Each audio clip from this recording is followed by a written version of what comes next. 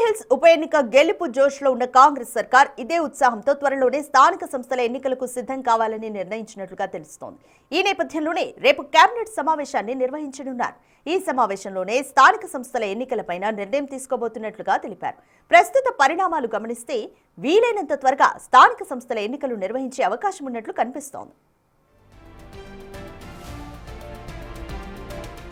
వాస్తవానికి స్థానిక సంస్థల ఎన్నికలు ఇప్పటికే ఆలస్యమయ్యాయి. ఈ విషయంలో తెలంగాణ హైకోర్టు కూడా నవంబర్ 24 లోపు ఎన్నికల తేదీలపై తమ నిర్ణయాన్ని తెలియజేయాలని ప్రభుత్వాన్ని, రాష్ట్ర ఎన్నికల సంఘాన్ని ఆదేశించింది.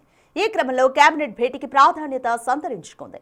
ఆలస్యమైన స్థానిక సంస్థల ఎన్నికల నిర్వహణపై ఒక స్పష్టమైన రోడ్ మ్యాప్, తేదీలను కేబినెట్ ఖరారు చేయవచ్చు. ఈ నిర్ణయాన్ని హైకోర్టుకు సమర్పించాల్సి ఉంటుంది. ఈ విషయంలో మంత్రుల నుంచి సలహాలు తీసుకుని అన్ని చట్టపరమైన అంశాలను చర్చించిన తరువాత తుది నిర్ణయం తీసుకుంటామని సీఎం రేవంత్ రెడ్డి ఇప్పటికే ప్రకటించారు.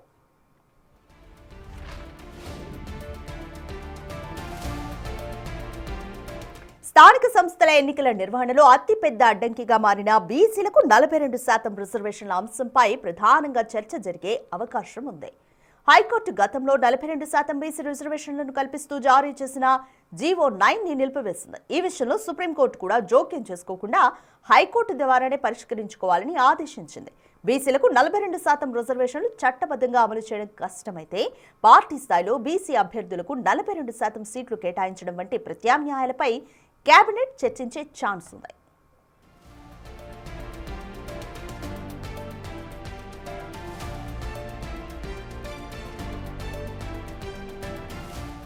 ఎన్నికల కోడ్ వల్ల ఆగిపోయిన సంక్షేమ పథకాల పునరుద్ధరణ, కొత్త సంక్షేమ చర్యలపై చర్చించి వాటిని వేగవంతం చేసే అవకాశం ఉంది. కాంగ్రెస్ ప్రభుత్వం ఏర్పడి డిసెంబర్ 7న 2 ఏళ్లు పూర్తవుతున్న సందర్భంగా నిర్వహించాల్సిన విజయోత్సవాలు, ప్రణాళికలను కేబినెట్ ఖరారు చేసే అవకాశం ఉంది. నిలిచిపోయిన పరిపాలనాపరమైన అభివృద్ధి ప్రాజెక్టుల ఫైళ్లను ఆమోదించడం, గత కేబినెట్ భేటీలలో చర్చించిన కొన్ని విద్య, మౌలిక వసతుల అంశాలు కూడా ఎజెండాలో ఉండే అవకాశం ఉంది.